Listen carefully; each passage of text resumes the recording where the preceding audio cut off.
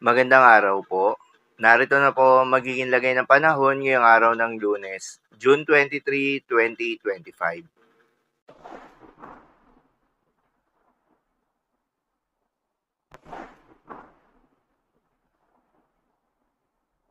Sa kasalukuyan na ayon sa pag-asa, patuloy na nakakaapekto itong southwest monsoon o hanging habagat sa may central at southern Luzon, pati na rin sa may western section ng Visayas at Mindanao. Dahil dito ay asahan yung maulap na kalangitan na may kalat-kalat na mga pagulan at thunderstorms. Intertropical Convergence Zone naman o ITCZ ang nakakaapekto sa may eastern section ng Mindanao. Dahil dito ay asahan na rin yung maulap na kalangitan na may kalat-kalat na mga pagulan at thunderstorms. Habang generally fair weather condition naman ang aasahan sa nalalabing bahagi pa ng ating bansa na may mataas na tsansa ng mga pagulan sa hapon o sa gabi na dulot ng mga localized thunderstorms.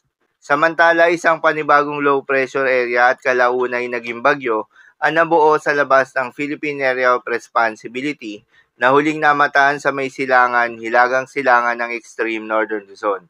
Mababa naman yung tsansa na pumasok ito sa Philippine Area of Responsibility at makaapekto sa ating bansa. Inaasahang kikilos patungong Japan sa mga susunod na araw.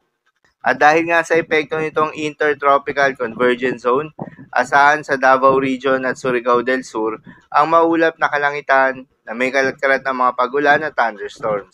Posible ang mga pagbaha o pagguho ng lupa due to moderate to at times heavy rains. Habang sa Metro Manila, Calabarzon, Soc-Sargen, Pangasinan, Zambales, Bataan, Occidental Mindoro at Palawan ay asahan naman yung maulap na kalangitan na may kalat-kalat na mga pagulan at thunderstorms na dulot ng southwest monsoon. Posible rin ang mga pagbaha o pagguho ng lupa due to moderate to at times heavy rains.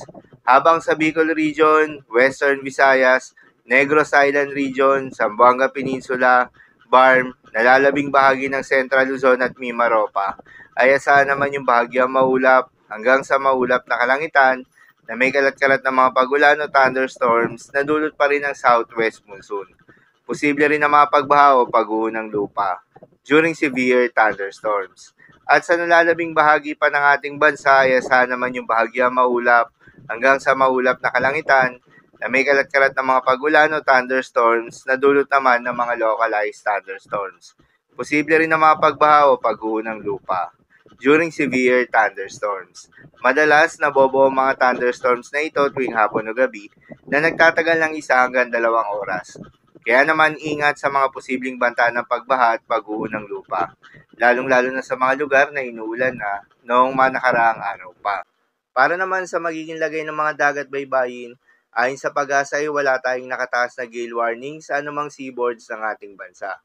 Kaya naman malayang makakapamalaot yung mga kababayan nating mangingisda at yung may mga maliliit na sasakyan pandagat, ngunit iba yung pag-iingat pa rin, lalo na kung meron tayong offshore thunderstorms activity. Asahan yung paglakas ng hangin dahil kaakibat nito ay pagtaas rin ng mga pag-alon. So yun lamang po para sa lagay ng panahon ngayong araw ng Lunes. Keep safe everyone.